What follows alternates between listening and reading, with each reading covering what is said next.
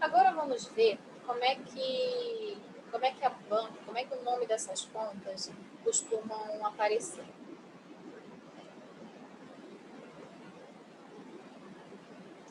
Acho que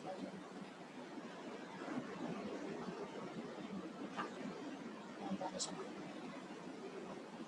Vamos ver primeiro as contas de ativo, que são aquelas contas que representam o recurso econômico que você tem, né? Pela nomenclatura antiga, pode ser os bens ou direitos que vão te gerar uma expectativa de recebimento de benefícios econômicos. Então, a gente pode aparecer na prova a conta por nome de caixa, ou eles colocam caixa e equivalente. Equivalentes aqui são as contas, são as aplicações financeiras de curto prazo, aquelas aplicações que vocês têm no banco e vocês podem resgatar a qualquer momento. Pode aparecer também aplicação financeira que você tem em algum banco. Pode vir também o nome de clientes. Quando vem o nome de clientes, isso significa o quê? Que você vendeu alguma coisa a prazo, que você prestou serviço a prazo e esse cliente vai te pagar. Então, você aqui tem o direito a receber recurso de algum cliente seu, que você vendeu a prazo. Tudo que vier com o nome a receber, duplicatas a receber, aluguel a receber, seguro a receber, valores a receber, tudo isso é ativo. Tudo isso é econômico, recurso econômico que você tem controle e que você espera que isso vai gerar benefícios econômicos para a sua empresa. Os estoques. Você pode ter uma loja e aí você tem que fazer o seu estoque. Isso pode vir com o nome de estoques, pode vir também na prova de estoques de mercadorias, estoques em trânsito, ou então eles colocam mercadorias em trânsito. Observem que é tudo um jogo de palavras. No fundo é o que? É um estoque, é um ativo que você espera que vai gerar benefício econômico para a sua empresa. Agora vamos para a parte dos ativos que são os não setores, né? A sua empresa pode adquirir um imobilizado, então pode vir o nome na prova, uma conta chamada imobilizado, pode vir o nome intangível. Isso aqui é um ativo, só que ele não tem substância física. Digamos que a sua empresa desenvolveu algum software que vai melhorar a tecnologia da sua empresa. Vai fazer com que você venda mais. Isso é um ativo. Por quê? Porque você investiu e você espera que isso vai te gerar um benefício econômico lá na frente. Pode vir também o nome de investimentos, pode vir a conta de máquinas, você investiu em alguma máquina, marcas e patentes, móveis e utensílios, terrenos, né? Então, observe que isso tudo aqui são nomenclaturas, são coisas diferentes, mas que no fundo, tudo cai no conceito de ativo. Desde que seja um recurso controlado por você é a tua empresa que vai determinar de que forma ela vai fazer a gestão daquele recurso e a empresa espera que vai gerar benefícios econômicos, pronto, caiu no conceito de ativo. Todas as contas de ativo, elas aparecem aonde? No balanço patrimonial e são contas de natureza de saldo devedor. Tá? Agora, essas aqui que estão em amarelo são contas de ativos, mas elas são um pouco mais assim capciosas. A banca aqui, a gente tem que pensar um pouquinho mais, refletir um pouco mais para chegar à conclusão de que é ativo.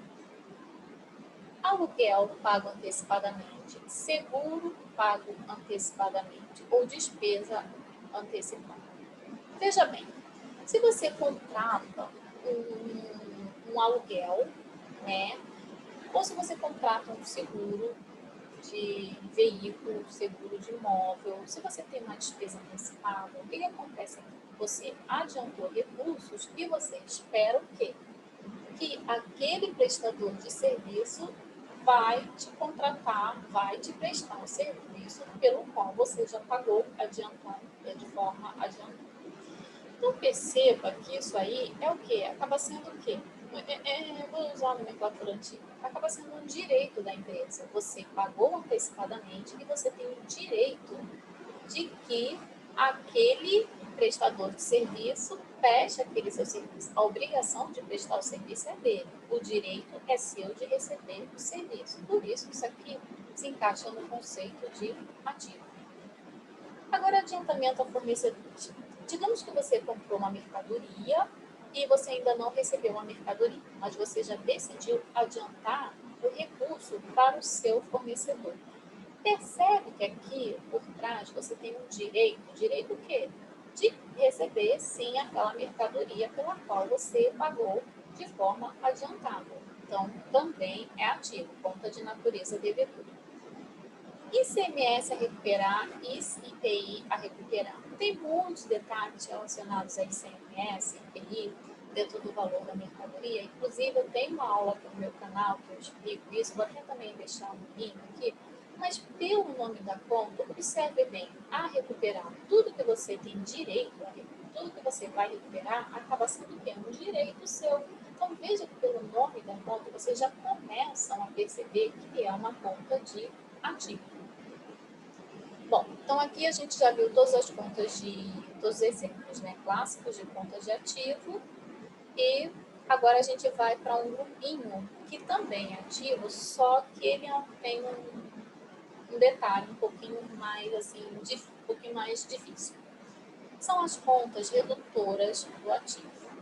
O que acontece, por exemplo, com a depreciação acumulada com relação àquele, pensando no veículo que vocês compraram? Vocês compraram um veículo no valor de 30 mil reais.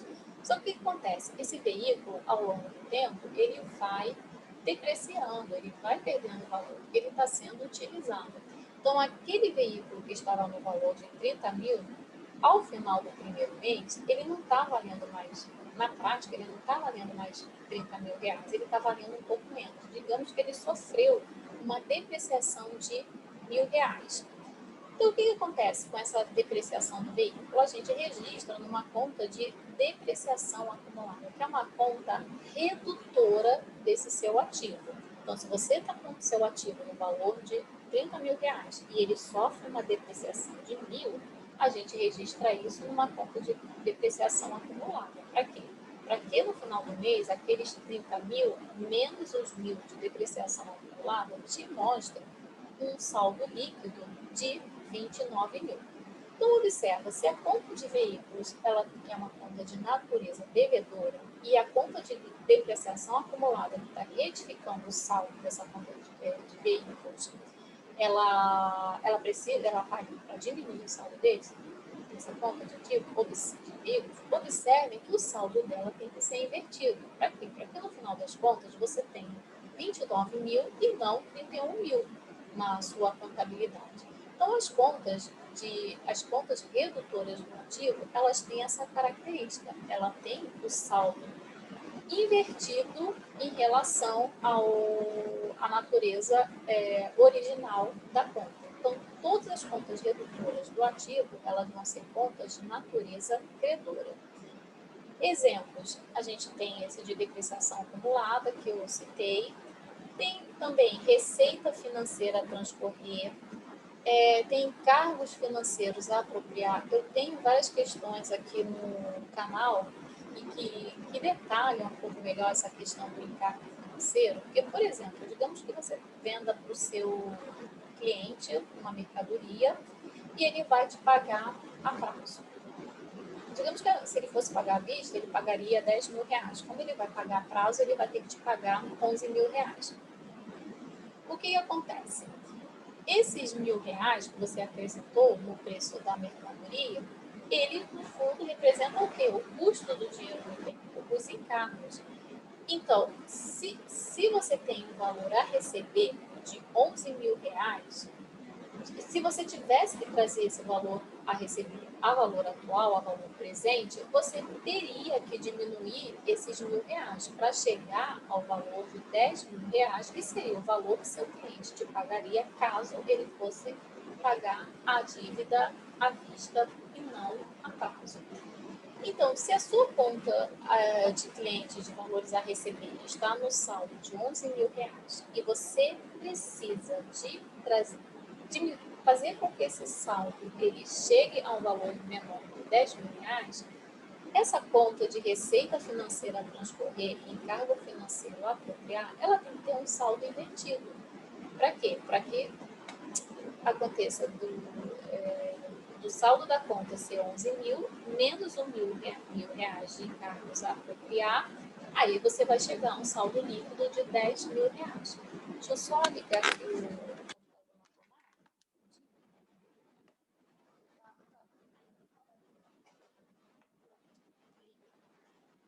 Aí tem um outro grupo que é também bastante cobrado na prova, ele aparece assim, de formas diferentes, mas é tudo a mesma coisa. Estimativa para perdas com crédito de liquidação, provisão para crédito de liquidação. Pode aparecer provisão para devedores duvidosos, apesar de ser um termo super antigo, nem existe mais, nem deveria estar sendo utilizado, mas vai que a banca cobra. E tem esse daqui, perdas para estimadas para crédito e liquidação. No fundo, é tudo o quê? Uma redução do valor a receber. Digamos que você vendeu várias mercadorias no valor de 100 mil reais, mas você imagina que desse valor, 5 mil reais você não vai receber. Por quê? Porque o cliente não vai ter dinheiro para te pagar. É a inadimplência. Então, se você tem 100 mil reais no saldo da sua conta de cliente, mas você imagina que lá na frente você só vai receber 95 mil reais, então esses 5 mil reais que registra essa expectativa de perda tem que ter um saldo invertido. Para quê? Para você fazer 100 mil menos 5 mil, vai te dar um saldo líquido a receber de 95 mil. Então, consequentemente, precisa ter sim um saldo invertido. A conta de cliente vai ter saldo devedor, mas a conta que está retificando o saldo dela vai precisar de um saldo invertido, saldo credor. Aí agora a gente passa para as contas do passivo, que são as obrigações. As contas do passivo, elas são contas de saldo de natureza credor. Então, tudo na prova que vem do nome é a pagar. Aluguel a pagar, seguro a pagar, comissões a pagar, qualquer coisa a pagar, é uma obrigação que você vai ter lá na frente de transferir recursos econômicos. Então, são contas de natureza credor. Fornecedores, que são as compras a prazo. Tem também aqui o ICMS a recolher, IPI a recolher. Observe o nome, a recolher. Se é a recolher, você tem uma obrigação. Uma obrigação com quem? Uma obrigação com o governo, né? De recolher esse valor. Agora vamos ver aqui as contas que seriam assim um pouquinho mais complicadas da gente chegar à conclusão que são contas do passivo e, consequentemente, contas de natureza credora. Aluguel recebido antecipadamente, seguro recebido antecipadamente. Vamos inverter a situação. Digamos que você alugou um imóvel e o seu inquilino, ele te pagou antecipadamente.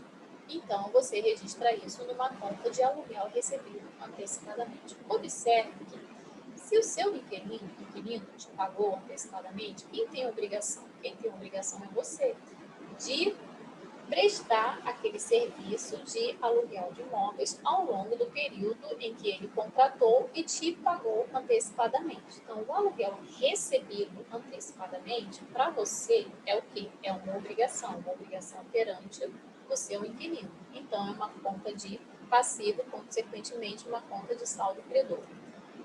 Seguro recebido antecipadamente, a mesma linha de raciocínio. Temos aqui as duplicatas descontadas, que também aparecem bastante na prova. O que são duplicatas descontadas? Digamos que você vendeu uma mercadoria e você emitiu duplicatas porque o cliente pagar, porque ele não consegue pagar à vista. Aí você, só que você, a sua empresa está precisando de dinheiro agora. O que você faz? Você pega essas duplicatas, entra no banco e fala, gostaria de descontar essas duplicatas. O banco vai fazer o quê? Ele vai te adiantar o recurso. Agora, por que duplicata descontada, apesar de você receber de imediato o recurso do banco, por que acaba sendo um passivo para a sua empresa? Porque assim, se o seu cliente não pagar a duplicata, se ele não honrar, se ele não pagar, né, a duplicada pela compra da mercadoria que você vendeu, quem vai ter que honrar aquela duplicata no banco? É a sua empresa. Então, enquanto o cliente não paga aquela duplicata, isso fica registrado no seu balanço e para a sua empresa, por enquanto, é uma conta de passivo, é uma obrigação pendente. Se o cliente não quitar a duplicata, você é que vai ter que quitar, a sua empresa é que vai ter que quitar. Por isso que é conta de passivo. Aqui, despesas financeiras a transcorrer. É a mesma linha de raciocínio lá dos clientes, dos encargos financeiros de clientes a transcorrer, só que o raciocínio aqui é inverso. Digamos que você contratou um empréstimo num banco no valor de R$ 100.000 e o banco está te cobrando R$ 10.000 de encargos. Então, lá na frente, quando você for pagar, você vai ter que pagar quanto? R$ 110.000. Então, você tem um passivo de R$ 110.000. Só que dentro desse passivo de R$ 110.000, tem os 100 mil que você recebeu, né, no ato da contratação do seu empréstimo, e tem aqueles R$ 10.000 que são os juros cobrados. Na sua contabilidade, você vai ter a conta de financiamento bancário no valor de R$ 110.000 e no momento da contratação do serviço, você vai ter essa conta de despesa financeira a transcorrer no valor de R$ 10.000. Por quê? R$ 110.000 menos os R$ 10.000 vai te dar um saldo líquido atual de R$ 100.000. Então, é por isso que a conta de despesa financeira a transcorrer, ela precisa ter o saldo invertido. Se a sua conta de passivo é uma conta de natureza credora, a conta redutora do passivo tem que ser o inverso, natureza devedora. Eu também tenho aqui no meu canal diversas questões corrigidas em que eu detalho melhor essa questão da despesa financeira a transcorrer.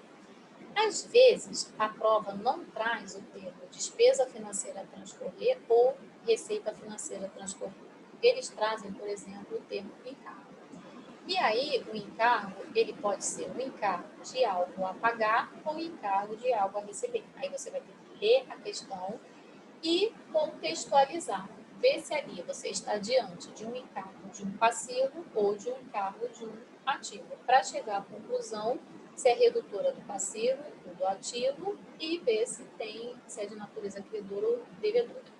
Se a questão estiver tratando de passivo, a despesa, o encargo financeiro a transcorrer vai ser uma conta redutora do passivo. Se a conta de passivo tem saldo credor, a redutora vai ter saldo devedor. Uma outra nomenclatura que eles usam bastante, às vezes, é a conta de adiantamentos de clientes. Bom, se você tem um cliente e você vendeu uma mercadoria para o seu cliente e o seu cliente te adiantou o dinheiro, quem tem a obrigação aqui? Quem tem a obrigação é a sua empresa. Você tem a obrigação de ir lá na frente entregar a mercadoria pela qual o seu cliente já entregou o dinheiro, já te pagou. Então, é uma conta de passivo, conta de natureza credora. Agora a gente vai para as contas do patrimônio líquido. As contas do patrimônio líquido, elas são contas de natureza credor. E aqui, como exemplo, a gente tem o capital social, que é aquele recurso injetado pelo sócio. Tem as contas de reserva, são várias, né, as mais cobradas é reserva de capital, reserva legal, reserva estatutária. São todas contas de saldo credor. E o PL, patrimônio líquido, ele também tem as contas redutoras, que, consequentemente, vai ter saldo invertido. A gente tem a conta de capital a integralizar e ações em tesouraria. As contas de capital, a conta de capital a integralizar é assim, digamos que o sócio chegou e falou, eu vou aportar R$ 200.000 na empresa. Mas no momento, digamos que ele só teve R$ 100.000 para injetar. Então, o capital subscrito da empresa, o capital social, é de R$ 200.000. Só que o sócio, ele só colocou, por enquanto, R$ 100.000. Então, a gente fica com R$ 200.000 na conta de capital social e uma conta redutora no valor de R$ 100.000, chamada capital a integralizar, representando o quê? Representando que esse capital ainda falta ser injetado pelo sócio. Então, se a conta de capital social é uma conta de natureza credora, a conta que está reduzindo ela é de natureza devedora. Temos também a conta de ações em tesouraria, que aparece muito na prova. Às vezes acontece assim, a empresa tem um capital social, vou usar esse mesmo valor de R$ 200.000, né? A empresa tem várias ações circulando aí no mercado, e digamos que acontece da empresa querer comprar parte dessas ações. A empresa compra ações dela própria, às vezes até para valorizar o valor da ação no mercado, né? É uma estratégia de mercado. Então, se a empresa tinha um capital social de 200 mil e ela decide comprar, sei lá, R$ 20.000 dessas suas ações, quanto que ela vai ter circulando no mercado agora, em termos de monetários? Ela vai ter R$ 180.000. Então, a conta de ações em tesouraria tem que ter um saldo invertido para a gente chegar ao valor líquido que representa o valor das ações que estão circulando no mercado após a compra de parte delas. Aí depois nós temos as contas de receita e despesa, que são mais fáceis, né? Toda conta de receita, ela é uma conta credora, de natureza de saldo credor, não tem exceção. E todas as contas de despesa e receita são contas de natureza devedora. O que acontece aqui é o seguinte, quando a prova cita, por exemplo, a conta salários, se vem a soma em salários, a gente está diante de uma conta de despesa de salários. Às vezes a banca escreve despesa de salários, às vezes não, às vezes ela escreve só salários. Então, se ela escrever só salários, se ela não escrever salários a pagar, salários disso, salário aquilo, se for só salários, é a conta de despesa que ela está se referindo. E a mesma coisa vale para diversas outras contas. Por exemplo, comissões. Tem conta de, quando a banca citar comissões, é a despesa de comissões. Comissões sobre vendas é a despesa de comissões sobre vendas. Agora, se ela colocar comissões a pagar, aí é diferente. Aí é uma conta de passivo. Imposto de renda e contribuição social, se só vier esse nome, ela está se referindo ao momento da despesa de imposto de renda e contribuição social, que é calculada sobre o lucro líquido da empresa, e ICMS sobre vendas também é a conta de despesa que está embutido, né, que incide sobre o valor da venda. Deixa eu só fazer um filtro aqui para vocês verem um ponto. Aqui, aluguel, tá? Se for aluguel a receber, é ativo. Se for aluguel pago antecipadamente, você pagou um aluguel antecipadamente, também é ativo. Se for um aluguel a pagar, é uma obrigação, é um passivo. Agora, se for um aluguel recebido antecipadamente, você alugou um imóvel, seu inquilino te antecipou o recurso, você é que tem obrigação, passivo. Se vier só o nome aluguel, é a despesa de aluguel, né, que está lá no DRE, assim como a conta de despesa de aluguel. Às vezes a banca é boazinha e escreve completo, despesa de aluguel, conta da DRE. Bom, gente, o vídeo ficou mais longo do que eu imaginava, mas é porque eu precisava fazer esse resumo aqui, porque eu não sei até que ponto você está familiarizado com o assunto. E aqui eu quis trazer um elenco de contas mais cobrado nas últimas provas da CESP. Então era isso. Qualquer dúvida pode deixar aqui nos comentários ou então me mandar e-mail. Suzana.oliveira, Suzana com S, 060768 @gmail.com. Um abraço.